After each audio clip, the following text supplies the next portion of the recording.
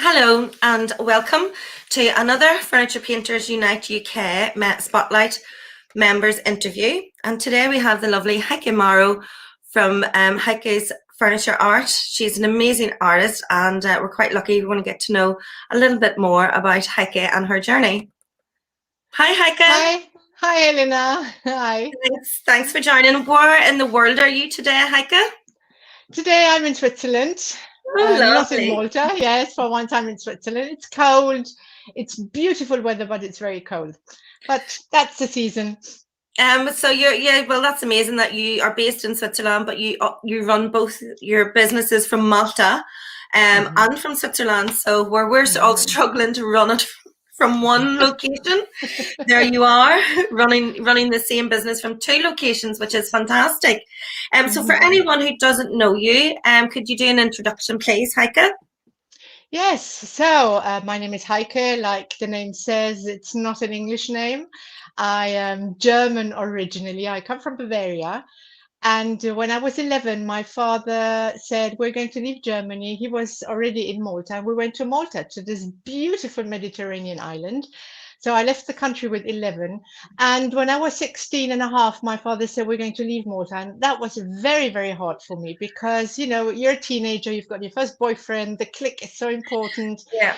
And when I came to Switzerland, I really didn't like it. And I said, I'm not going to stay here. I'm going back to Malta as soon as I finish school.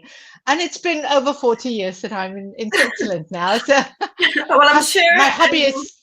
I'm sure going from the Mediterranean to the complete opposite of exactly the Alps. Mountains on the right, on the left, in the front, and in the back. So where I live, it's a valley.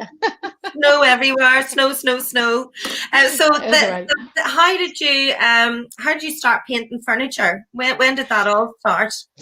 In fact, it started quite early because my husband, he reminded me that when we built our house here, and that's 26 years ago in Switzerland, I don't know, it just started off in France. They did these frottage on the walls, and they had the stenciling, the borders, and I found that so beautiful, and I just couldn't find it in Switzerland.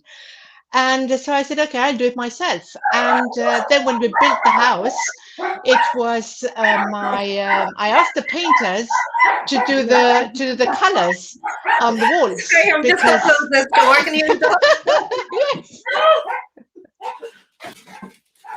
yes. Animals, never work with animals. If it's not the kids, it's the dogs. So in fact, I asked the painters to paint the walls instead of white, to paint them in a color. And they said, no way, you don't do color on a wall. They have to be white. I said, what? And I told my husband, okay, let them paint them white and I'll go back and I'll paint them in color. So every room had another color. And in fact, this is a bit how I started. But then it went, I didn't do anything because I had I was in corporate life for years and years and years. And then we bought a house in Malta because we went back all the time. I've been going back since I left. And my husband and I said, well, maybe it's good to buy a house, get something, a flat or a house, so we don't always pay the hotel and so on, and we can stay longer, etc. And out of budget reasons, I started repainting, or I restarted painting, meaning we couldn't afford having a new kitchen. So I said, okay, I'll paint the kitchen. I hated the bathroom tiles. I really didn't like them. So I said, okay, there are so many nice products on the market now. I'm going to paint the bathroom tiles. And that's what I did. And then I needed some furniture. And I went to charity shops or to the flea market, to the car boot sales. And I started painting that. And friends started asking me, can you do something for me? And I said, okay. But at that time, I was still painting, not like today, I'd say. Yeah. It was a very different paint style. It was a bit of a one color thing, or maybe two colors. Little fan back. Distressed, exactly. Like the shabby chic thing, Yeah. That's right. I think a lot of us started with that style, which was so popular. It was, and I think styles come back, and sometimes I think that's going to come back soon. I'm sure it will, Yeah. because it's a nice style. But Yeah. and it was okay in those days. That's about 6 years ago when we got the house. And at that point, I said, okay, I'll do it like that. And my friends, the way I paint today is not to everybody's taste. So, I always try to paint in a way that Maltese people liked as well. But Yeah. I wasn't happy with it No. because I couldn't do the thing that I really felt like doing. And back home in Switzerland at that moment, I wasn't painting because I was working all day. I had a very, very busy So corporate you were life. only painting when you got to Malta for your holidays, Exactly, really? exactly. That's Yeah. right. So my holiday was, being creative and enjoying it was my happy Yeah. place, I always said. Yeah. Yes. You have a slogan. What's your slogan? Art What's my is feeds your soul? art feeds your soul, and I think that's Yes. probably coming from then when because you know what it's like to not have the time every day to be creative, and when you Yes. don't when you're not allowed or you don't have the time to be creative, then you start to want it and you miss it, and um, Yes, it starts tickling in your fingers, say, yeah, what could I paint? And even if it's just a frame, or if it's just, I don't know, something small. And I yeah. used to do that, smaller things, because at one point the house was full with furniture. I couldn't have any more. And so, it was the little things that I Oh, used to what do. But too? yes, still the same, hasn't changed. My husband wanted it minimalistic. And I said, oh my God, poor guy, he didn't get minimalistic from No, me. he said to be maximalistic, maximum. Absolutely, absolutely. He tells me, "You're so chaotic and you've got so many things." And I said, "I But you're know. so I'm a product happy. hoarder. Yeah, I'm happy. And I'm telling you, I'm a product hoarder.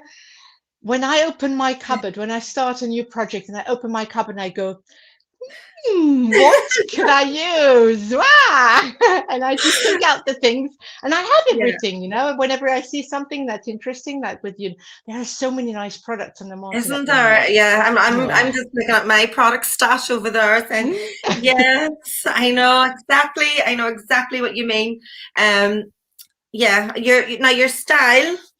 So your style Mhm. then has was shabby chic, and it has developed now into its own being. Um, Yes, let me know what kind of words would you put on my style? I have no I'm trying to idea. put into words how what to describe Heike Mara's style. It is It's it very is weathered. bold. It is It's bold. that. It is texture. It is Mhm. tactile. You can do that old world patina look. I mean, amazingly well. Your blending is That's sweet. Thank fantastic, you.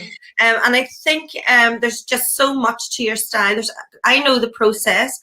Um, so when I look at your pieces, I know all the different layers to that, all the different processes, Mm. and that takes a lot of time and a lot of Oh, work and a yes. lot of expertise, to get it right. So, how did you find? Did you just sort of slide into your own style, or did you one day say that's my style, that's what I want to do?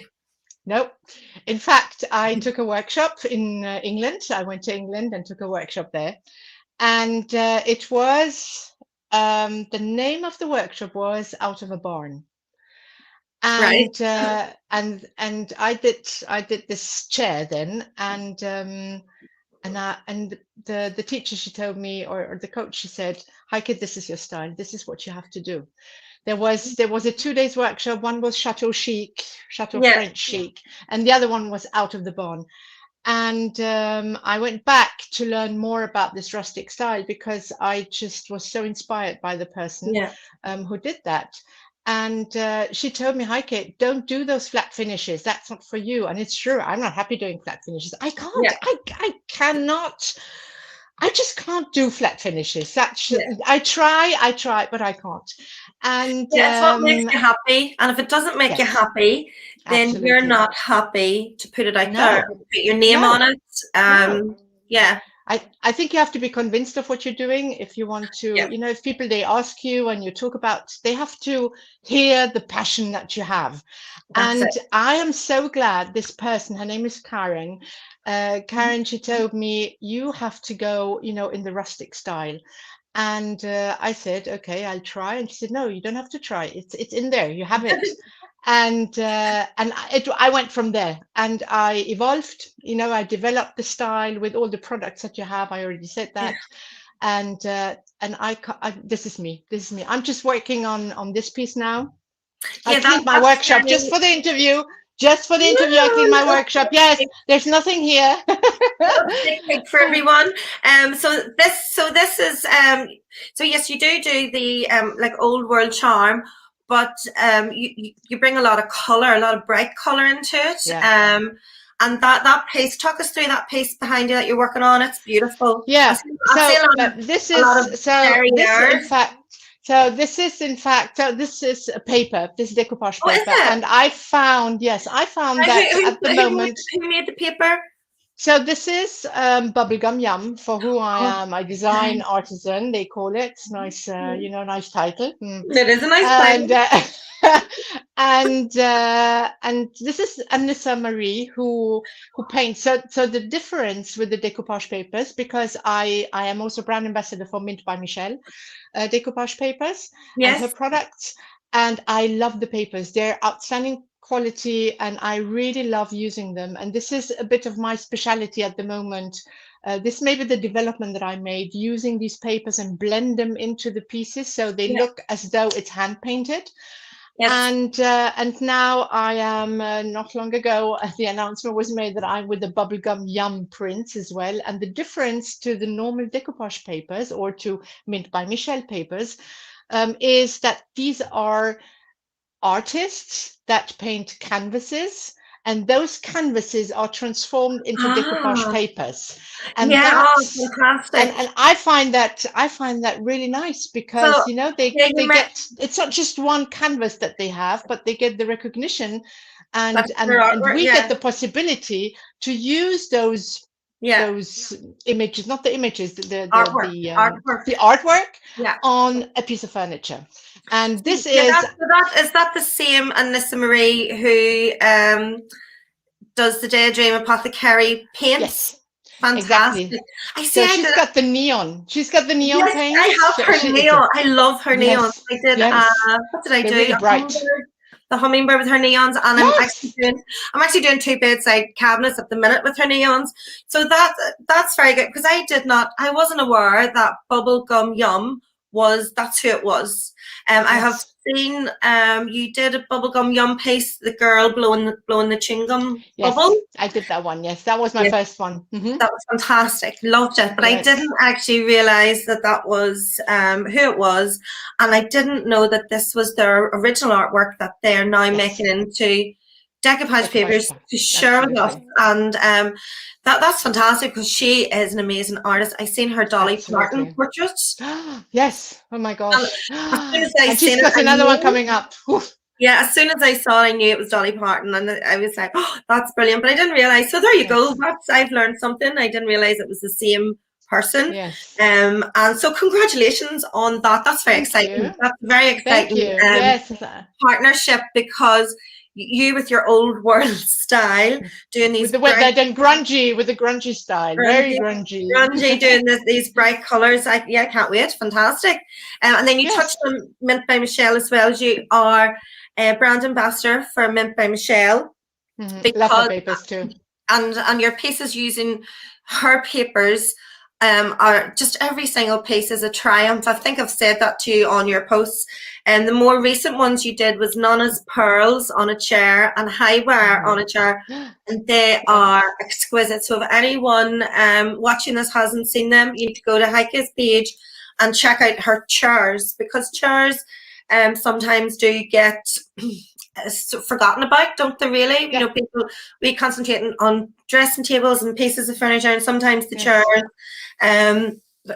you know, the architecture and their style gets a little bit lost, and what you do with them is fantastic. Absolutely fantastic. Thank you so much. That's really sweet of you. Thanks. So what plans do you have going forward? So you're still going between Switzerland and Malta, and do you see a big difference well, there would be a big difference in your customers in the two areas? Or So let's put it this way, that Malta was, the English were there, Yeah, and I'd say there's still a bit of the English style and the soft furnishing style, either very yeah. modern, like Italian, because they're very close to Italy, Yes. and the Italian style, which is very popular. The English style still the shabby chic style, very Was it popular. still, yeah, very good. Yes. I might And move for to Malta. me, now you have to come again. I said, everybody's saying, oh, I'd like to come to Malta. And I said, I think I have to organize a retreat in Malta. And we get Okay. all those people and we have a paint party over there. Yes, I think you can call it retreat, but I don't think it will be a retreat. No, I mean, we have to find a name, a sober name. Yes. But anyway, so I do have my clients. It's my niche is smaller than other niches, Yeah. because it's not a flat finish. It's very colorful. It doesn't work with every interior and even the weathered style. So there is a bit of a difference of clients. And even here in Switzerland, I live in a region of mountains, and Mhm. obviously, whenever I do a piece with a cow, that's good. Yeah. That's boom, flies out of the house, and and there's the other pieces that I have quite a few clients, but in the German part of Switzerland, and Oh, that's yeah. funny. That's really awkward. So I deliver over there. So the Yeah, niche is there, but it's I was it's going to not ask, easy. are there couriers? No. Do you have to do everything yourself? Switzerland is it's Ah, true. Whenever I look at my colleagues like you and you talk, we talk about prices, obviously. Do you have a courier who can deliver something? And when I see your prices, I'm just then I say, bah, because because here it's just, I mean, I try to get some quotes and they are yeah, just as expensive as my furniture. So I can't. yeah, So whenever it's possible, we deliver ourselves. Obviously, we ask, some money for it yeah, because there's the car, yeah. there's the There's the traveling, cost there's of the it. Yeah, hours, etc. yeah, But I we have to do it like this for the moment at least. So I don't know, maybe I'll find one which is, yeah. not as expensive, but Switzerland is expensive for that. Well, I think here we have an industry here. Yes, So there's lots and lots of people yes, in the industry here. So because of that, then the couriers come because there is a market and there is a need for them. absolutely. Yes. What is it like in Switzerland? Is there a large community of furniture artists, or is it very small? I know some places in the world there are some, but they don't. Because the competition's fierce, let's say, because there's so Hmm. few of them and so few customers, the competition's very fierce, and there wouldn't be a lot of camaraderie ship, if that Yes. makes sense. So I'm just wondering Hmm. what it's like in Switzerland. Is that the case, or is it Hmm. just yourself? No, there are.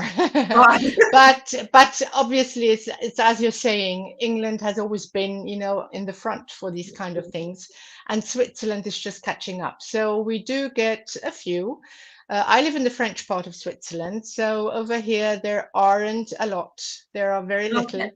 In the Swiss German part, there are quite a few. In the Italian part, I don't know. But over here where I live, in my region, there are I know two people All here. right. Okay. And then further down to the French part, going direction Geneva, there are a few as well, but it's not like in England. And I think that's the difference, as you were saying, Yeah. that you don't have people or couriers that, say, okay, there's a business to make and we Yeah. go and do the shipping. I don't think it would they wouldn't make a Yeah. lot of money. Yeah. Because here there's more and more and more couriers. There's starting up Yes. because I think they're realizing, oh, that there's a lot of there's thousands of furniture Hmm. painters selling thousands of Yes. pieces every day that need shipped all around the UK. So yeah, I was just wondering about that side of it for you. If it was difficult after you do all this beautiful work and spend all this time creating a piece, and then is there a market to sell it, and then how do you get it to the person? So those are questions that I had wondered about. I think we're quite spoiled here. We're quite Yes, I think fortunate, so too. quite, I think quite so lucky. too. I think Switzerland is. Is that the same in Malta, or is Malta because it's just Malta? Is it easier to sell and to ship in and around Malta?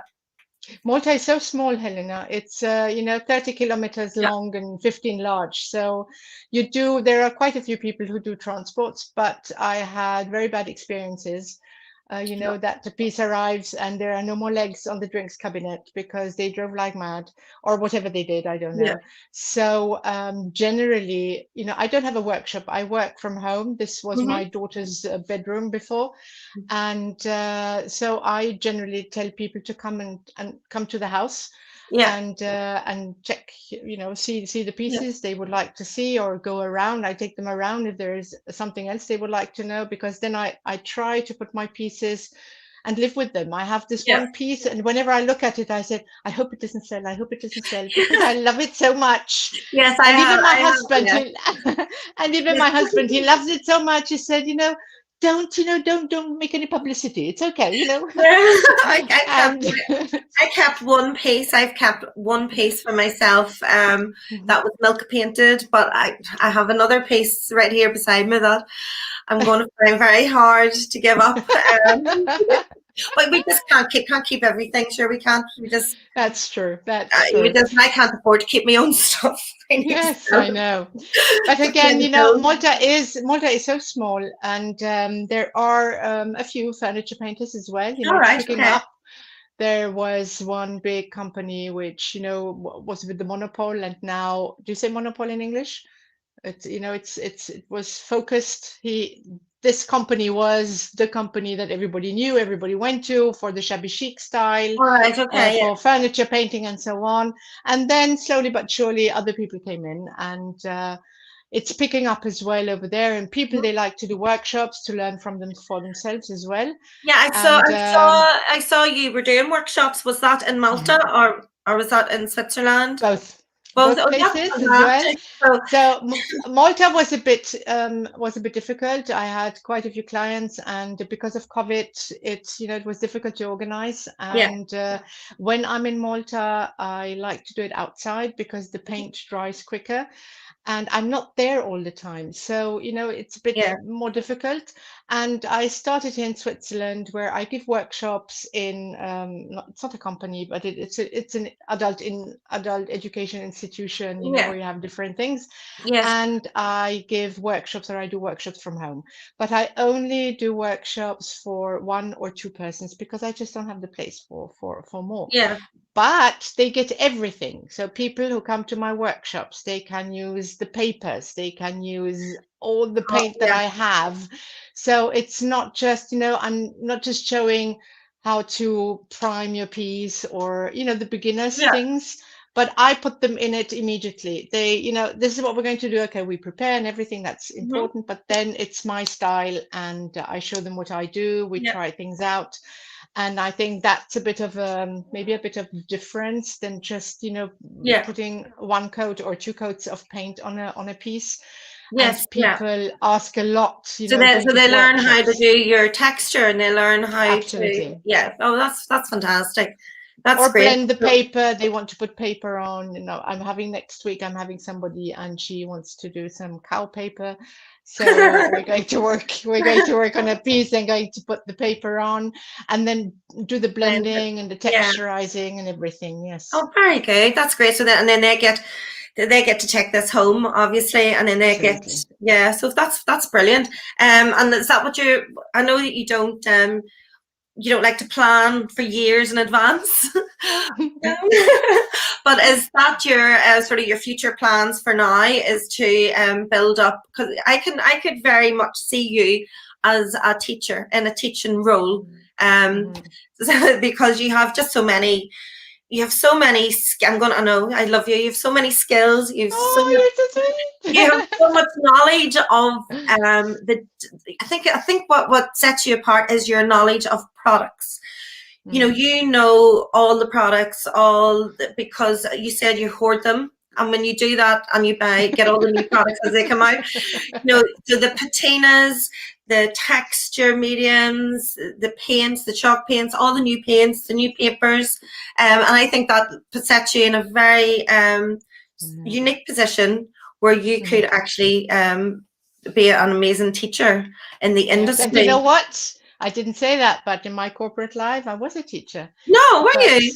I was teaching management topics. So, I did seminars and in-house trainings. I never knew And that. yes, I know I don't say that much. And I loved doing that. I love to give my knowledge to other people.